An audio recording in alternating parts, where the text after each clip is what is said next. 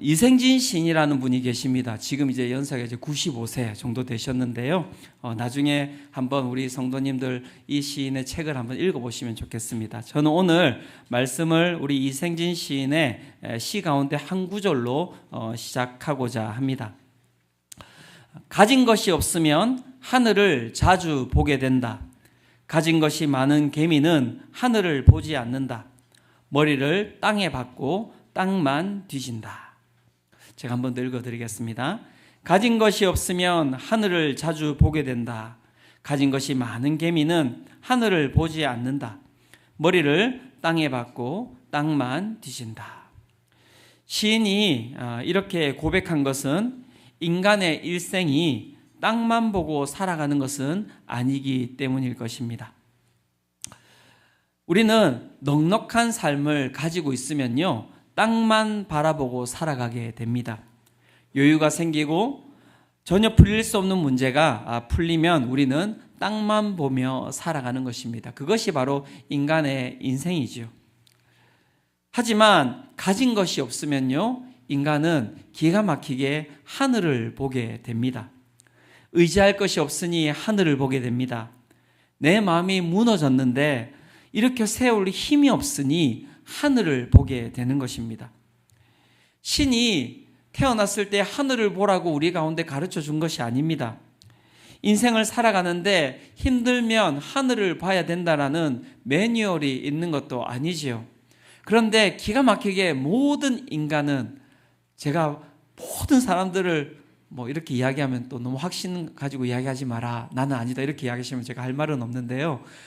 모든 인간은 정말 어렵고 고통스러운 때가 다가오면 하늘을 바라보게 되는 것 같습니다.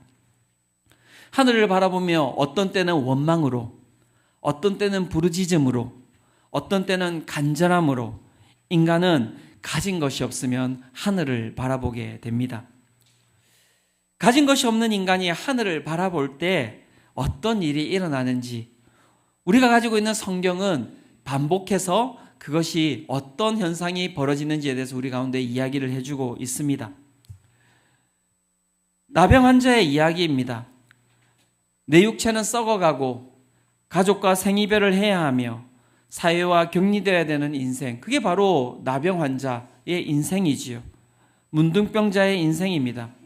무엇을 내가 잘못해서 죄를 지어서도 아닌데 그저 병에 걸려 버렸는데 이 인생은 땅을 보고 살아가지 못하는 채 하늘만 바라보며 살아갈 수밖에 없는 인생이 되어버리는 것이죠. 그 사람의 이야기가 이 성경 가운데 나오고 있습니다. 마가복음 1장 40절과 41절인데요. 이렇게 이야기하고 있습니다. 한 나병 환자가 예수께 와서 꿇어 엎드려 간구하여 이르되 원하시면 저를 깨끗하게 하실 수 있나이다. 아무것도 가진 것 없는 나병 환자가 하늘을 바라보면서 이야기했습니다. 그랬더니 그 하늘이신 예수님께서 그에게 대답하십니다. 41절입니다. 예수께서 불쌍히 여기사 손을 내밀어 그에게 대시며 이르시되 내가 원하노니 깨끗함을 받으라 하시니. 하늘을 바라보았을 때 그 가운데 그 하늘이신 예수님께서 그 나병 환자를 치료하여 주셨습니다. 또한 많은 사람들 가운데 이런 사람도 나옵니다. 12해 동안 자궁에 피가 멈추지 않아서 끊임없이 고통스러워하며 살았던 한 여인의 또한 이야기가 있습니다. 이 여인은 자신의 그 고통을 치료하기 위하여서 모든 재산을 다 의사에게 갖다 바쳤습니다. 이 의사에게, 저 의사에게, 그렇게 자신의 그 고통스러운 그 아픔을 치료하기 위하여서 모든 재산을 다 갖다 바치고 자기 옆에 있는 가족들과 친척들의 재산까지 다 끌어모아서 이 병을 낫고자 그렇게 돌아다녔음에도 불구하고 결국 이 여인의 그 하혈은, 그 자궁의 피는 멈추지 않고 끊임없이 흘러나왔던 것 같습니다. 그 시대의 여인으로서 수치와 멸시를 받을 수밖에 없는 삶이었습니다. 자궁에서 하혈이 되니 자녀를 가질 수도 없었을 것입니다. 의사에게 자기의 이 부끄러운 부분을 끊임없이 보여줘야 되는 것, 이미 이 여인은 땅을 바라보면서 살 수 없는 여인이 되어버린 것이죠. 이 여인이 하늘을 바라보게 됩니다. 마태복음 9장 20절에서 22절에 그래서 이 여인에 대해서 이야기를 하고 있습니다. 20절에 이렇게 이야기합니다. 12해 동안이나 혈루증으로 앓는 여자가 예수의 뒤로 와서 그 겉옷가를 만지니, 이 여인이 하늘을 바라보며 그 옷을 만졌습니다. 그 옷을 만진 이유는 다른 것이 없습니다. 그것을 만지기만 해도 자신이 구원받을 것에 대한 그 믿음을 가지고 만진 것이죠. 21절에 보면 이렇게 이야기합니다. 이는 제 마음에 그 겉옷만 만져도 구원을 받겠다 함이라. 한 여인이 땅을 바라볼 수 없고 그 가운데 가진 것이 없어서 하늘을 바라보았을 때, 여러분, 그 하늘이 이 여인에게 어떻게 반응하고 있습니까? 22절입니다. 예수께서 돌이켜 그를 보시며 이르시되 딸아 안심하라, 네 믿음이 너를 구원하였다 하시며 여자가 그 즉시 구원을 받으니라. 아멘. 하늘이신 예수님께서 이 여인에게 찾아오셔서 그 여인의 그 고통을 치료하여 주신 것이죠. 또 성경에 보면 죽음 앞에 선 두 여인이 나옵니다. 마르다와 마리아입니다. 땅의 어떤 권세와 능력으로도 회복시킬 수 없는 그러한 모습, 그것이 바로 죽음인 것이지요. 땅을 살펴보고 땅에 있는 모든 권력과 모든 힘을 찾아서 자신이 사랑하는 그 오라버니인 나사로를 살리고자 하였지만, 결국에는 그 땅의 힘은 그 자신의 사랑하는 그 오빠인 나사로를 살릴 수가 없었던 것입니다. 땅을 바라볼 수 없는 이 두 여인이 하늘을 바라봅니다. 요한복음 11장 32절입니다. 마리아가 예수 계신 곳에 가서 배웠고 그 발 앞에 엎드려 이르되 주께서 여기 계셨더라면 내 오라비가 내 오라버니가 죽지 아니하였겠나이다 하더라. 땅을 바라볼 수밖에 없는 자들의 그 삶, 땅을 바라볼 수 없는 자들의 그 삶, 하늘을 바라볼 수밖에 없는 그 자들의 삶은 원망과 그 가운데 고통과 애한과 그 부르짖음이 그 가운데 가득한 것이지요. 마리아가 그 예수 계신 곳에 엎드려서 그렇게 부르짖고 있는 것입니다. 하늘이신 그 예수님께서 그 부르짖음에 응답하고 계십니다. 요한복음 11장 43절과 44절입니다. 이 말씀을 하시고 큰 소리로 나사로야 나오라 부르시니 죽은 자가 수족을 배로 동인 채로 나오는데 그 얼굴은 수건에 쌓였더라. 예수께서 이르시되 풀어놓아 다니게 하라 하시니라. 아멘. 우리가 읽은 이 본문, 또 성경은, 또 복음서는 끊임없이 아무것도 붙들 것이 없는 자, 아무것도 가진 것이 없는 자들을 등장시키고 있습니다. 그리고 그들이 예수 그리스도를 만남으로 말미암아 그 가운데서 회복과 치유를 경험하는 것을 보여주고 있습니다. 그런데 더 중요한 것은요, 그 회복과 치유를 넘어서 그들의 삶에 구원이라는 단어가 끊임없이 선포되고 있다는 것이죠. 가진 것이 없어 하늘을 쳐다보는 삶, 그 삶에 대해서 그 마태복음이 이렇게 정리를 하고 있습니다. 마태복음 5장 3절입니다. 이렇게 이야기합니다. 심령이 가난한 자는 복이 있나니 천국이 그들의 것임이요. 심령이 가난한 자, 하늘을 쳐다볼 수밖에 없는 자들에게 복이 있다고 이야기를 하고 있는 것이죠. 그 복이 무엇입니까? 천국이 그들 가운데 주어진다라고 이야기를 하고 있습니다. 마태복음 5장 6절에는 또 이렇게 이야기합니다. 의에 줄이고 목마른 자는 복이 있나니 그들이 배부를 것임이요 라고 이야기를 하고 있습니다. 의에 줄이고 목마른 자, 그 가운데 가진 것이 없는 그들이 하늘을 바라볼 때 그 하늘이 그들 가운데 복이 있다고 이야기를 하고 있고요, 그들이 배부를 것이다 라고 이야기를 하고 있는 것이죠. 가질 것이 없는 자들이 하늘을 바라보는 그 삶에 대해서 성경은 복된 삶이라고 이야기를 하고 있습니다. 얼마나 아이러니한 것입니까?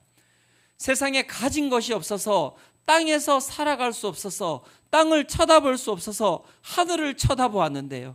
그 하늘이 오늘도 그 쳐다보는 그 모습을 바라보면서 복되다라고 이야기를 하고 있는 것이고요. 그 삶이 바로 은혜라고 이야기를 하고 있는 것입니다. 사랑하는 성도 여러분, 오늘 가진 것이 없이 하나님께로 나왔습니까? 가진 것이 없이 하늘을 보러 나왔습니까? 가진 것이 없어 예수 그리스도를 보러 나오셨습니까? 그 삶이 복된 삶임을 믿으시기를 축원합니다.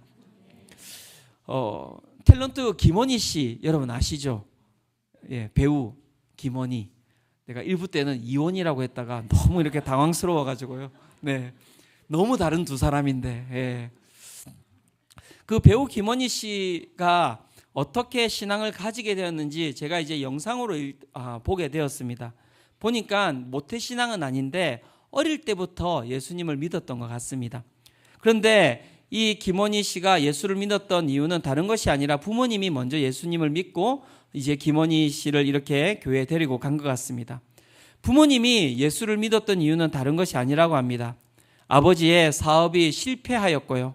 그 아버지의 사업이 실패함으로 말미암아 어머니의 마음 가운데 마음병이 심하게 들었다고 하는 것입니다. 뭐 그때만 해도 어떻게 보면 이제 70년대, 80년대 이때만 해도 뭐 우울증, 공황장애 이런 게 어디 있겠습니까? 마음이 힘들다고 해서 병원에 가십니까? 그렇지 않죠. 그러니까 이 어머니가 마음이 너무 힘들고 아파서 어찌할 바를 몰라서 약국에 갔다고 합니다. 약국에 가서 지금 내 마음이 너무 힘들고 아픈데 약을 지어달라고 이야기를 했더니 그 약사가 이렇게 이야기했다고 합니다. 그 병은 약을 먹어서는 안 되고 교회에 가면 낫는 병이라고 했다고 합니다. 그래서 이 어머니가 교회에 갔다는 거예요. 뭐 그냥 넘어갈까요? 뭐 이렇게. 네.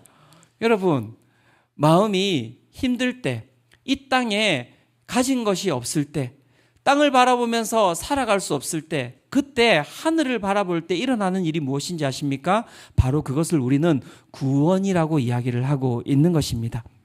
그렇다면 그 구원, 우리가 믿는 그 예수 그리스도, 그 하늘이신 그 예수 그리스도께서 우리에게 주시는 그 구원은 어떤 것일까요? 예수님께서 직접 그분이 이야기하시는 그 구원이 무엇인지를 우리 가운데 설명하고 선포하고 계십니다. 요한복음 10장 10절에서 11절이 이렇게 이야기를 하고 있습니다. 도둑이 오는 것은 도둑질하고 죽이고 멸망시키려는 것뿐이요, 내가 온 것은 양으로 생명을 얻게 하고 더 풍성히 얻게 하려는 것이라. 나는 선한 목자라. 선한 목자는 양들을 위하여 목숨을 버리거니와. 예수님께서 우리를 구원하신다고 하실 때 그 구원은 무엇을 뜻하는 것입니까? 생명을 얻게 하고 더 풍성히 얻게 하기 위하여서 우리를 구원하셨다 이야기를 하고 있는 것이죠. 우리를 구원하신 그 예수님, 그 하늘은 선한 목자라고 이야기를 하고 있습니다. 그리고 그 선한 목자는 우리를 위하여서 자신의 목숨을 버리는 자라고 이야기를 하고 있는 것입니다. 사랑하는 성도 여러분, 그 예수님을 만나시기를 축원합니다. 또한 그 예수님의 그 부활, 그 구원은 무엇이라고 이야기하고 있습니까? 요한복음 11장 25절에서 26절은 이렇게 이야기합니다. 예수께서 이르시되 나는 부활이요 생명이니 나를 믿는 자는 죽어도 살겠고 나를 믿는 자는 죽어도 살겠고 나를 믿는 자는 죽어도 살겠고, 예, 무릇 살아서 나를 믿는 자는 영원히 죽지 아니하리니 이것을 네가 믿느냐? 예, 믿으시기를 축원합니다. 그 우리의 선한 목자 되시는 그 주님, 그 하늘이신 그 예수 그리스도께서 우리가 가진 것이 없어서 하늘을 바라볼 때, 그때에 우리의 삶에 찾아오셔서 우리의 삶에 그 영원하신 그 하나님의 생명을 주신다 이야기를 하고 있는 것이죠. 그것이 바로 그 하늘을 바라보며 예수 그리스도를 믿으며 나아가는 자들에게 주시는 축복이라고 이야기를 하고 있는 것이죠. 예수 그리스도를 믿는 자들은 그래서 그 영원한 삶을 가지고 살아가는 것입니다. 세상이 주지 못하는, 세상이 알지 못하는 그 영원한 것을 가지고 살아가는 것이죠. 그래서 오늘 제가 앞에서 이야기 드렸던 그 중풍병자, 그 죽었다가 살아난 나사로, 그 가운데 있었던 그 나병 환자들이 여러분 그 하늘을 바라보면서 누렸던 것은 그저 이 땅 가운데서 주어지시는 치유나 회복이 아니었습니다. 그들이 받았던 것은 더 큰 영광이었고요, 더 큰 여러분 기쁨이었고요, 더 큰 감사였고요, 더 큰 치유와 회복, 영원한 삶이었다라고 이야기를 하고 있는 것이죠.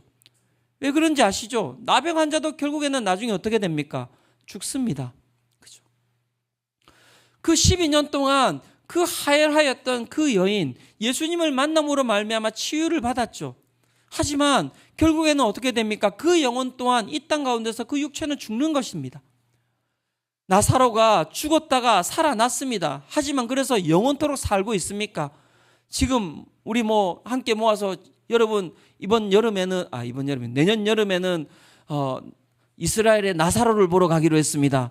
2024살입니다. 아니잖아요. 그렇게 하고 죽은 것입니다. 또 그러면 그 예수님께서 그들을 만나시고 그 하늘을 바라보았던 그들을 만나시고 그들에게 주었던 것은 도대체 무엇입니까, 여러분? 그것은 이 땅에서의 치유와 회복을 넘어서서 영원한 생명을 그들에게 허락하였던 것이죠. 사랑하는 성도 여러분, 그 영원한 생명을 가지고 계십니까? 그것은 추상적인 것이 아니에요, 여러분. 추상적이 아닌 것입니다. 그것은 우리의 삶에 오늘도 우리의 오감의 모든 것들을 채우시고 오늘도 우리의 삶에 힘을 주시고 우리의 삶에 능력을 불어넣으시는 여러분 그 가운데 실제하는 능력임을 여러분 깨달아 하시기를 축원합니다. 저 또한 마찬가지입니다. 저도 그 예수님을 그 하늘을 바라봄으로 말미암아 그분이 나에게 허락하여 주신 그 영원한 생명을 저는 맛보게 되었거든요. 지금도 기억합니다. 20살 때 그 공허함으로 살았던 삶, 무엇을 채워도 이 영혼이 이 마음이 채워지지 아니하여서 그 가운데 끝간데 없이 그렇게 방황하면서 살았던 삶을 저는 아직도 기억합니다. 그런데 그 가운데 주님이 찾아오셨어요. 주님이 찾아오셔서 저를 만나주심으로 말미암아 제 가운데 있는 그 모든 공허함들이 채워지는 것을 맛보게 된 것이죠. 막 눈물이 흐르는데요, 막을 수가 없는 거예요. 하나님께서 내 삶 가운데 살아계시다는 것, 그 존재만으로 내 가운데 그 공허했던 것들이 하나하나가 다 채워지고 그 가운데 그 갈 바를 몰라 하던 내 삶이 질서가 잡히는 그 은혜를 맛보는데요, 그것을 어떻게 말로 표현할 수가 없는 것이죠. 그 말로 표현할 수 없는 그 영원함이라고 하는 그 은혜를 여러분들은 맛보고 계십니까? 이건 추상적인 것이 아니거든요. 추상적인 것이 아니에요. 이건 정말 구체적인 것입니다. 정말 구체적인 것입니다. 어떻게 설명을 드리면 좋을까요? 어떻게 설명을? 이렇게 설명드리면 될까요? 저희 형이 제가 고생한다고 공진단을 갖다가 몇 알을 갖다가 저한테 줬습니다. 한 7알. 근데 되게 비싼 거예요. 한 알마다. 그래서 제가 이게 무슨 효과가 있겠냐고 생각을 했죠. 그래서 하루에 한 알씩 먹어봤거든요. 그 다음 주 삶이 달라지더라고요. 깜짝 놀랐습니다, 제가. 그래서 제가 이제 형을 볼 때마다 형? 공진단? 그렇게 하진 않습니다. 네. 약효가 있는 거예요, 약효가. 그죠? 그것을 먹는데 제 몸이 그 피곤했던 것들이 여러분 다 이렇게 막 바뀌기 시작하는 거예요. 제가 운동 열심히 하는 거 여러분 알고 계시죠? 제가 열심히 운동하는데요, 진짜 이전에 없었던 파워가 나오더라고요. 5km를 뛰어도 힘이 들지가 않고, 그래서 제가 왜 이러지? 분명히 피곤하고 힘들어야 되는데 힘들지가 않은 거예요. 무슨 힘 때문에 그런 것일까요? 네. 성령 아닙니다. 공진단. 그런데 제가 이야기 드릴게요. 하나님을 묵상한다라고 이야기할 때 그 묵상한다라고 하는 단어가 메디타티오라는 단어인데요. 이 단어가 어떤 단어로 나중에 파생이 되냐면 메디슨이라는 단어로 파생이 돼요. 예, 약효가 있다는 거예요. 주님을 우리가 만나고 주님을 묵상함이 우리의 삶에 무엇이 있다고요? 약효가 있다라고 이야기를 하고 있는 것이죠. 하나님의 만날 때 그 하나님을 만나는 그 영원한 삶이라고 하는 것은 우리의 삶을 여러분 뒤집어 엎고도 남는 능력임을 여러분 믿으시기를 축원합니다. 그리고 이 예배 가운데 그 은혜를 맛보시기를 축원합니다. 그 예수 그리스도를 만남으로 말미암아 그 영원한 생명을 맛본 자들이 살아가는 삶이 무엇인지에 대해서 여러분 데살로니가전서 5장 16절에서 18절에 이렇게 이야기를 하고 있습니다. 같이 한번 이 부분을 읽어보도록 하겠습니다. 자, 시작. 항상 기뻐하라, 쉬지 말고 기도하라, 범사에 감사하라. 이것이 그리스도 예수 안에서 너희를 향하신 하나님의 뜻이니라. 아멘. 영원한 삶, 가진 것이 없어서 하늘을 바라본 자들이 그 가운데서 하나님을 만나고 그 가운데서 영원한 삶을 살게 되면 그 가운데 주시는 그 은혜와 그 힘이 무엇이냐면 항상 기뻐하고 쉬지 말고 기도하고 범사에 감사하는 삶으로 변하게 된다는 것입니다. 여러분, 항상 기뻐하며 살고 계십니까? 항상 감사하며 살고 계십니까? 그런 삶을 살고 계시지 못하다면 여러분, 오늘 우리는 누구를 만나야 되는 것입니까? 하나님을 만나야 되는 것입니다. 하늘을 쳐다보시기를 축원합니다. 예수 그리스도께 나아가시기를 축원합니다. 그래서 공진단이 필요가 없는 거예요, 여러분. 그게 필요가 없어요. 주님을 만날 때 그 주님으로부터 오는 그 힘이 내 삶의 기쁨과 내 삶의 감사를 넘치게 하기 때문에 그 삶은 어떠한 어려움이 다가온다 할지라도 그 가운데 무너지지 아니하고 그 가운데 주님이 주시는 그 영원한 힘으로 말미암아 매일매일의 삶에 감사를 가지고 살아가기 때문에 그런 것입니다. 그 감사의 삶이 무엇인지에 대해서 제이 데니스라고 하는 설교자가 이렇게 이야기하고 있습니다. 감사는 세상이 가지고 있는 시선과 다른 시선을 가지고 살아가는 삶이라고 이야기를 하고 있는데요. 제가 한번 읽어드릴 테니까 감사의 삶이 무엇인지를 보시기 바랍니다. 영원한 생명이 무엇인지를 보시기 바랍니다. 당신이 많은 세금을 내야 한다면 감사하십시오. 당신에게 안정된 직장과 사업장이 있다는 말이기 때문입니다. 당신의 몸무게가 늘어 옷이 맞지 않는다면 감사하십시오. 당신은 먹을 것이 넉넉한 인생을 살아오신 것입니다. 세탁할 옷이 집안 한 구석에 쌓여 있거든 감사하십시오. 당신에게는 적어도 갈아입을 옷의 여유가 있다는 뜻이기 때문입니다. 당신의 집에 대청소가 필요하고 문고리를 갈아야 하고 창문을 갈아야 한다면 감사하십시오. 당신의 몸을 위탁할 집이 있다는 뜻이기 때문입니다. 멀리라도 주차할 공간을 찾았다면 감사하십시오. 당신에게는 잠시라도 걸어갈 운동의 기회가 주어졌기 때문입니다. 당신에게 불평할 지도자가 있다면 감사하십시오. 당신은 언론의 자유가 보장된 나라에 살고 있는 것입니다. 교회 뒷자리에 앉아있는 교우의 찬송 음정이 엉망으로 들려오고 있다면 감사하십시오. 당신의 청각은 정상이기 때문에 그렇습니다. 아침에 울리는 자명종 소리가 고통스럽게 들리거든 감사하십시오. 당신에게 일해야 할 하루가 기다리고 있기 때문입니다. 하루해가 저물어 온몸이 나른하고 피곤하거든 감사하십시오.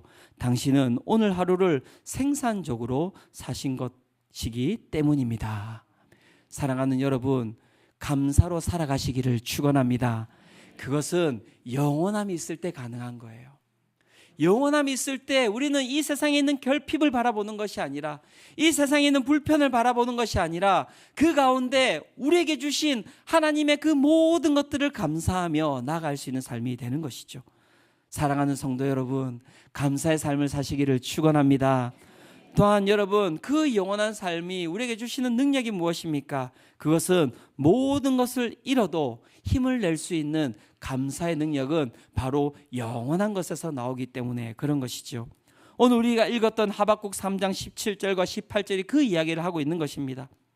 비록 무화과 나무가 무성하지 못하며 포도나무에 열매가 없으며 감람나무에 소출이 없으며 밭에 먹을 것이 없으며 우리의 양이 없으며 외양간에 소가 없을지라도, 눈에서는 눈물이 흐르는데요, 기가 막힌 거예요. 마음에서는 기쁨이 흘러 넘치는 거예요. 왜 그럴까요? 모든 것을 다 잃는다 할지라도 여호와 하나님 그 영원하신 한 분만으로 우리의 모든 것들은 만족할 수 있기 때문에 그런 것입니다. 사랑하는 성도 여러분, 그 영원하신 하나님을 만나시기를 축원합니다.